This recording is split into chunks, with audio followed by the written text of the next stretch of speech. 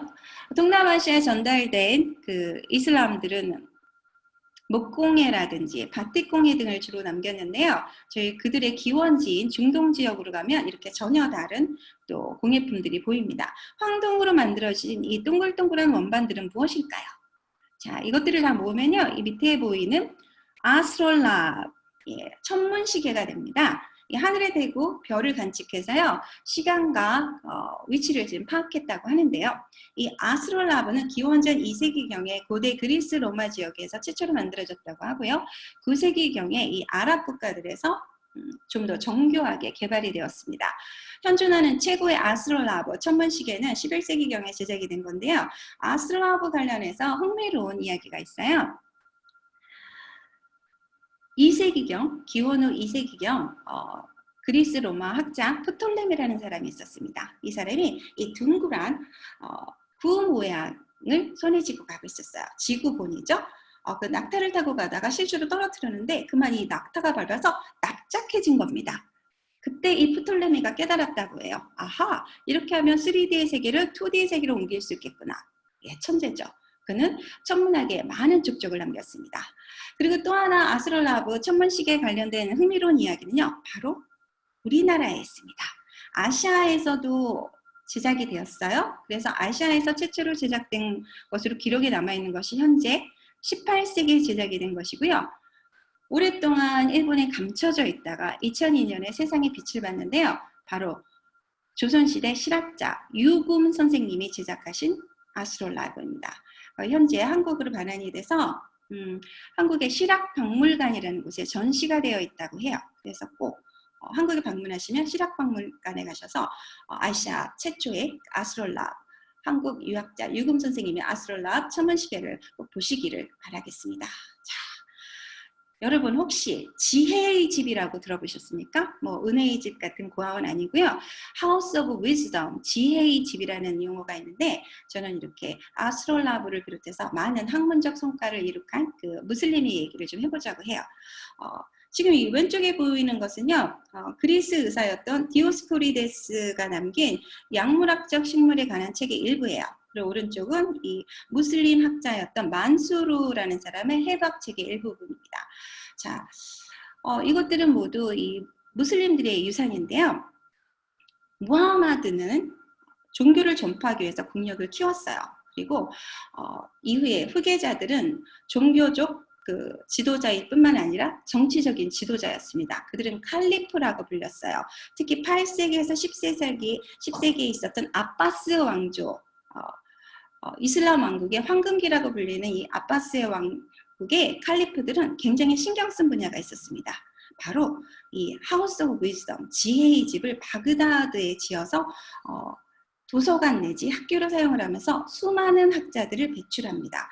이 학자들이 뭐를 했냐면요, 고대 문명이 발달한 곳에서 고대 문서들, 중요한 지식들을 다 가지고 와서 그러니까 중국이나 인도, 그리스, 로마 등지에서 오래된 고문서들을 가지고 와서요, 그들의 언어인 아라비아어로 번역을 했어요.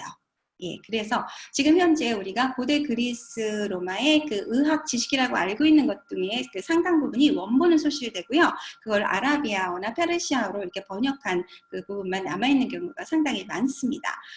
이렇게 지식의 집에서, 하우스 오브 위즈덤에서, 지혜의 집에서 배출한 학자 중에서 유명한 사람이 있어요. 물론 굉장히 많은 학자들이 있지만 특히 알콰리즈미라는 학자가 있습니다.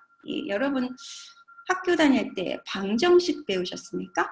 예, 이 알지브라라고 하는 이 방정식은요, 이 1000년 전의 학자 알콰리즈미가 바로 이 지혜의 집에서 개발한 수학이고요. 이 사람은 굉장히 많은 업적을 남겨서 영어 단어 알고리즘의 어원으로 남아 있습니다. 이렇게 많은 학자들을 배출한 이들, 무슬림이 되기 위해서는 5가지가 중요해요. 이 Five Pillars of Muslim, Five Pillars of Islam, 그러니까 이슬람의 5기둥이라고 말하는 기본 교리인데요. 첫 번째로 신앙 고백이에요.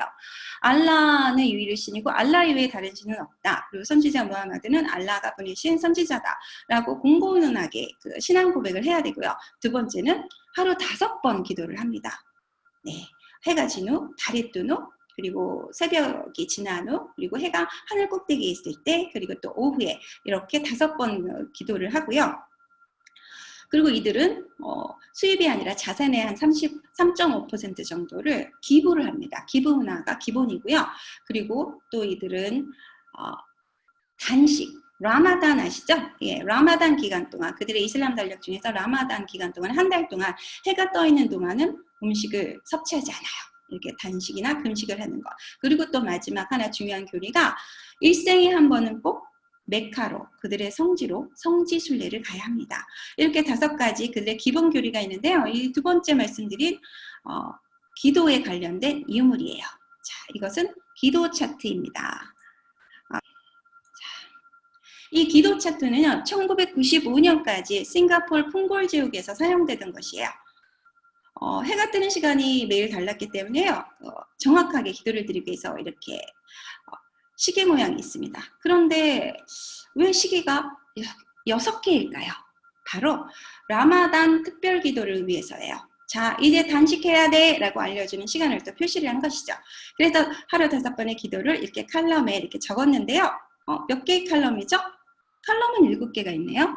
이들은 기도 시간 외에도 해가 뜨는 시간이라든지 해가 지는 시간을 또 반드시 기재를 했어요. 아마 그들은 해가 뜨는 시간이나 지는 시간에는 절대로 기도를 하지 않았다고 하는데요. 이것은 아마도 그 이슬람이 태동된 그 중동 지역에 고대부터 있었던 그 태양 숭배 사상의 영향일 것으로 보여지고 있습니다. 예.